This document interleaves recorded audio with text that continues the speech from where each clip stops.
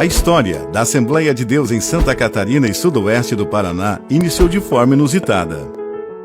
Era a década de 30 e o jovem itajaiense André Bernardino, na época com 17 anos, vai para o Rio de Janeiro estudar no seminário.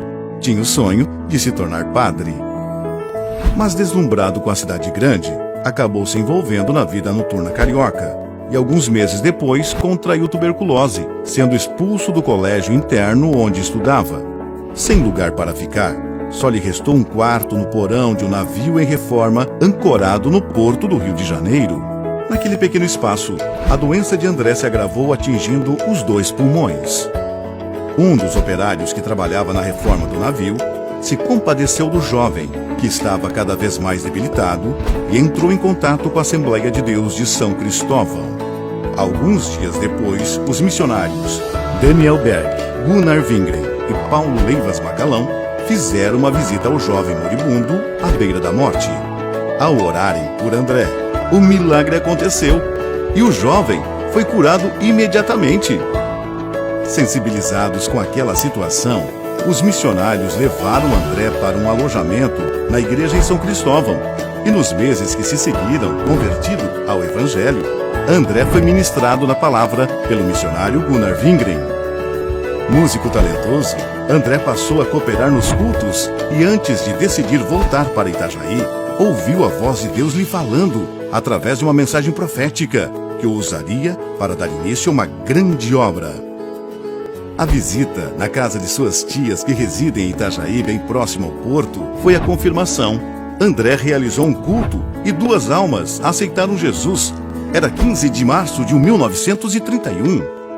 No dia seguinte, um senhor chamado João Santana solicitou outro culto e naquela noite, 9 pessoas se decidiram por Cristo.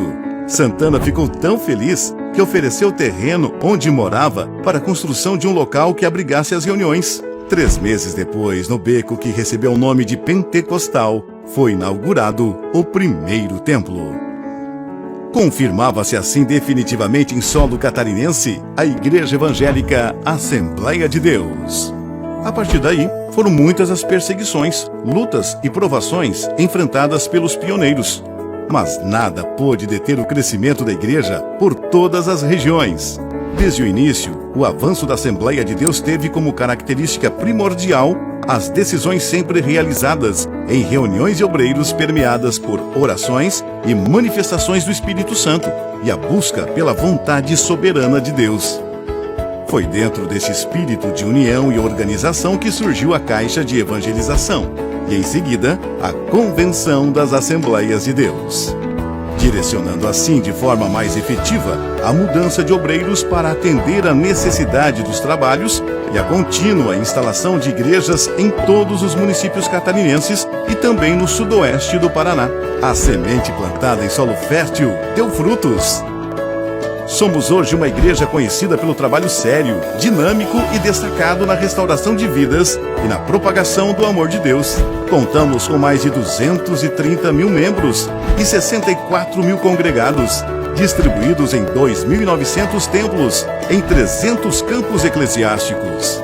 Igrejas que são atendidas por 1.500 pastores, 1.200 evangelistas e cerca de 19 mil obreiros voluntários, entre presbíteros, diáconos e auxiliares.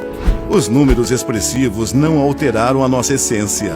Continuamos sendo, acima de tudo, uma igreja espiritual, convicta da sua chamada e que segue triunfante rumo ao centenário, sendo cada dia ainda mais unida, avivada, missional e relevante.